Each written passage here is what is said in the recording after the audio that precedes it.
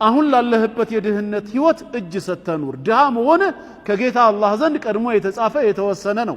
አንተ ግን ላይታች ደፋ ቀና ያልክ የትላንቱን ድህነት በዛሬ ሀብት ለመቀየር ለምንድነው ጥረት የምታደርገው? ልክ የቀድሙ ወንጀልህ አላህ የቀደረብህ የጻፈብህ እንደሆነ ሁላ ይሄም ድህነት አብሮ የተጻፈብህ አይደለም ወይ?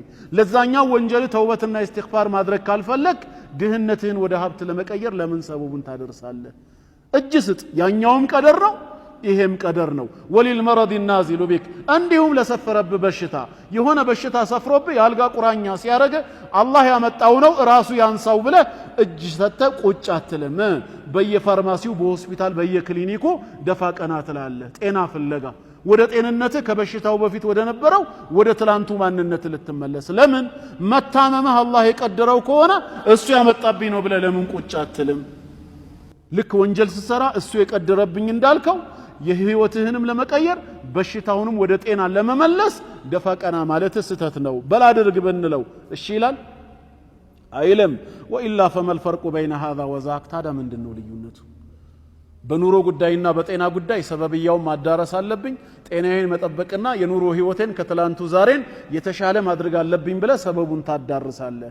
በጌታ ህግ ላይ ግን ወንጀል ላይ ስትወድቅ አላህ እንዲምረኝ የተሻለ ህይወት እንዲኖረኝ ብለ በተውበት በኢስቲግፋር በመልካም ስራ ቀጥል አስተካክለው ስትባል ግን እሱ የጻፈብኝ ትላለህ። ከራስ ጋር መጋጨት አይሆን? ግልጽ ነው አይደል ወንድሞች? በዚህ መልኩ መልስ እንሰጣዋለን አሉ። ስምንተኛ አሁንም القائل بهذا القول أي من الاحتجاج بالقدر لم يسرى وانجل لم يسرى ومس توبتنا استغفار كما درجلك الله يقدر بين يصافبين ነው ብሎ የሚያመካኝ ሰውን ካስተዋላችሁት متناقض ከራሱ ሐሳብ ጋር የተጋጨ ሆኖ ታገኙታላችሁ። እንዴት?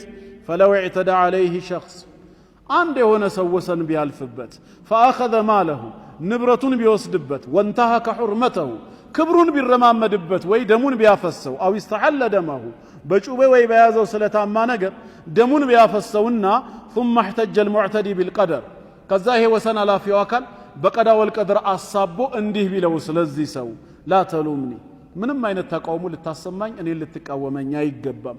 فإن اعتدائي عليك كان بقدر الله ንብረትህን የወሰድኩት ክብርህን የነካሁት ደምህንም ያፈሰስኩት ጥንቱኑ በዚህ መልክ አንተ ላይ እንድፈጽመው አላህ የወሰነብኝ ነገር ነው። እኔ ራሴ መርጬ ፈልጌ የሰራሁት አይደለም። ባንተ ህይወት ላይ ይሄን አደርግብህ ዘንድ አላህ የጻፈብኝ ነው ቢለው ይቀበለዋል? لا ريب أنه ينكر عليه ظلمه واعتداءه ይሄን በደሉና ወሰን ማለፉን ይቃወመዋል። ከቻለም ሊበቀለው ይሞክራል። ካልቻለም የህግ አካል በመጥራት ካሳ ይክፈለኝ ወይ ይታሰርልኝ ይቀጣልኝ ብሎ እስከ ጥግ ድረስ ይሄዳል። የዛን ጊዜ ምን እንለዋለን ማለት ነው? فكيف لا يقبل الاحتجاج بالقدر في اعتداء غيره عليه ويحتج به لنفسه في اعتدائه على حق الله تعالى بالله حقنا مبت بالله شرع ላይ ወሰን ሲያልፍ አላህ የቀደረብኝ ነው ይያልክ የምታመካኛውን ነገር ሰው ደግሞ ባንተ ላይ ወሰን ሲያልፍ በክብርህ በንብረት ላይ የሆነ ጥሰትን ሲጥስ ይሄንንም አላህ የቀደረው ነው ብለህ ለምን አትቀበልም?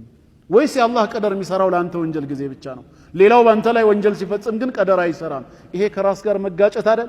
ስለዚህ አሁንም ጥፋት ከሰሩ በኋላ ተውበትና ኢስቲግፋር ማድረግ በኸይር ስራ በሰደቃ ወደ ትክክለኛው ማንነት ለመመለስ ጥረት ማድረግ እንጂ እሱ የቀደረብኝ ነው ብሎ ነፃ ለመውጣት መሞከር ስተት ነው አያስኬድም። ግልጽ ነው። ነገስ አላህ ፊት ቆመን ሂሳብ ምን እንደረገው ለምንድን ነው? ልንጠየቅ ነው። ምን ሰራንና የሰራነው ሁሉ በቀደር ነው ብለን ልናሳብብ ነው። ጀነት ጀሃነም ለምን ተፈጠረ?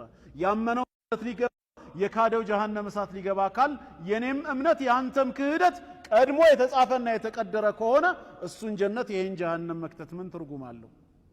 ፋይዳ የለውም ወደሚል ወደዚህ አይነት አስተሳሰብ ሊያመራ ነው። ይሄ ደግሞ ማይሆን ሎጂክ። ስለዚህ ሰው ጥፋት ከሰራ በኋላ አላህ የቀደረብኝ ነው ብሎ ማሳበብ ሊሆን የማይችል ነገር ነው። ግልጽ ነው። ስድስተኛ አሁንም እንላለን لو كان القدر حجة لأهل المعاصي ወንጀለኞች ለሚሰሩት አመጽ እንዳይጠየቁና እንዳይከሰሱ መከላከያ ምክንያት ቢሆናቸው ኖሮ በቀደር ማሳበብ ላህተጀ به أهل النار የእሳት ሰዎች ከማንም በፊት እንደ ማስረጃ ሊገለገሉበት ይችላሉ። እነሱ ነበሩ ሊገለገሉበት የሚገባቸው።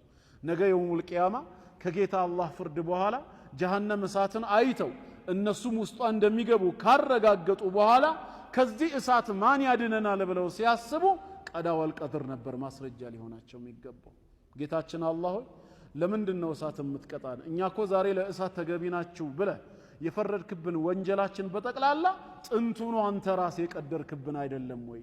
እኛ ፈልገን የሰራነው አይደለምና እሳት ልንገባ አይገባንም በማለት እንደውም እነሱ ማስረጃ ሊያደርጉት ይገባቸው ነበር።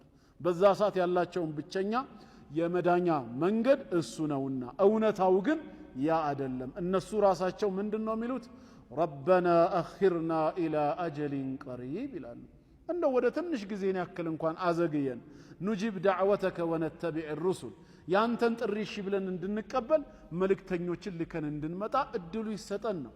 ፈርጅዕና ነዕመል ሷሊሐ ኢና ሙቂኑን፣ አንዴ ወደ ዱንያ የመመለስ እድል ስጠን።